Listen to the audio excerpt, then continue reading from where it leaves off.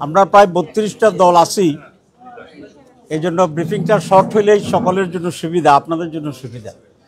তো কিছুটা তো আলোচনা হয়েছে আজকে, যেটা আপনারা বলেছেন তত্ত্বাবধায়ক সরকারের ব্যাপারে আমরা একমত আছি সকলেই।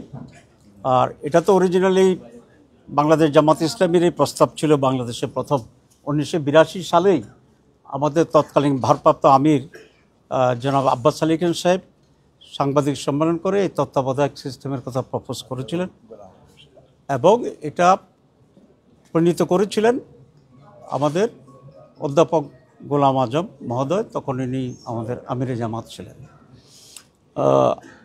আজকে আলহামদুলিল্লাহ আমরা আবার সকলে এই বিষয়ে একমত হতে পেরেছি। এটা ফরমেশন নিয়ে আমাদের ভিতরে একটু ডিফারেন্স হচ্ছে।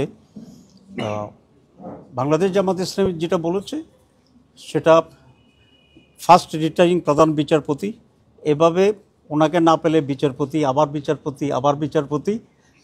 6th এসে আমরা বলেছি যে যদি এই জায়গায় আমরা কোনোভাবেই আসতে না পারি তাহলে প্রেসিডেন্ট সকল রাজনৈতিক দলগুলো যেগুলো পার্লামেন্টকে রিপ্রেজেন্ট করে বা এই নির্বাচনের পরে যেটা করবে তাদের সমন্বয়ে আলোচনার মাধ্যমে একজন ব্যক্তিকে প্রধান উপদেষ্টা করা হবে, যেটা আমরা 91-এ শাহাবুদ্দিন সাহেবকে আমরা সেভাবে সিলেক্ট করেছিলাম।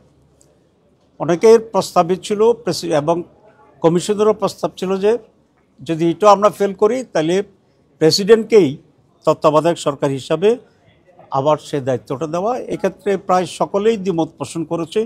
টুকটাক একটু ডিফারেন্স আছে করার জন্য এবং আমরা এটার বিরোধিতা করেছি। আমরা মনে করি প্রেসিডেন্টকে জড়ালে আমাদের যে আবার অতীতে একটা অভিজ্ঞতা আছে সেরকম জটিলতা তৈরি হতে পারে। আমি বেশি ব্যাখ্যা দিচ্ছি না, আপনারা এগুলো জানেন। এরপরে যে আলোচনাটা হয়েছে সকালে আমি এটা ব্রিফ করেছিলাম আপনাদেরকে যে আমরা প্রথম হাফে যেগুলো আমরা করেছিলাম এটা আমি রিপিট করতে চাই না। এখানে তত্ত্বাবধায়ক সরকারের ফরমেশনে যে সমস্ত ডিফারেন্সটা আছে এটা আগামীকাল আলোচনা হবে না, কমিশন বলেছে। এই পর্যায়ে স্থগিত রেখে এটা পরবর্তী আবার যে আলোচনা শুরু হবে তখন এই বিষয়ে আমরা একটা চূড়ান্ত সিদ্ধান্ত গ্রহণ করতে পারবো। তো আজকে বেসিক্যালি সকালে আমরা ঐকমত্য হয়েছি একটা বিষয়ে যেটা ডিলিমিটেশনের ব্যাপারে আমরা বলেছিলাম। আর এখানে তত্ত্বাবধায়ক আবার ফিরে আসবে এটা ব্যাপারে আমরা সব একমত হয়েছি এবং সুপ্রিম কোর্টেও এই বিষয়ে একটা মামলা আছে, এটা রায় হয়ে যাবে এবং আমরা করি এটা পজিটিভ হবে। এবং এটা আমাদের অভিজ্ঞতা যে তত্ত্বাবধায়ক সরকার না হলে যেমনি জাতীয় নির্বাচন কোনো নির্বাচনে হয় না, দলীয় সরকারের অধীনে একইভাবে স্থানীয় নির্বাচনও কোনো নির্বাচনও হয় না। সুতরাং দুটাকেই তত্ত্বাবধায়ক সরকার অধীনে হতে হবে, এটা জামাতের দাবি।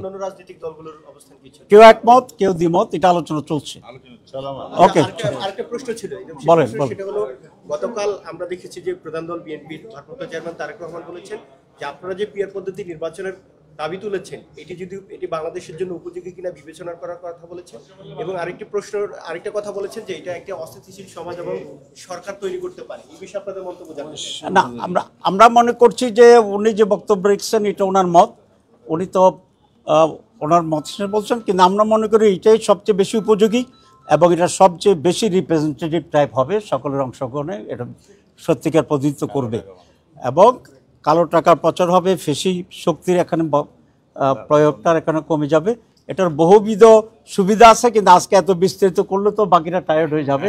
আমরা এটা আপনাদেরকে ব্যাখ্যা করব, but we are in favour of PR.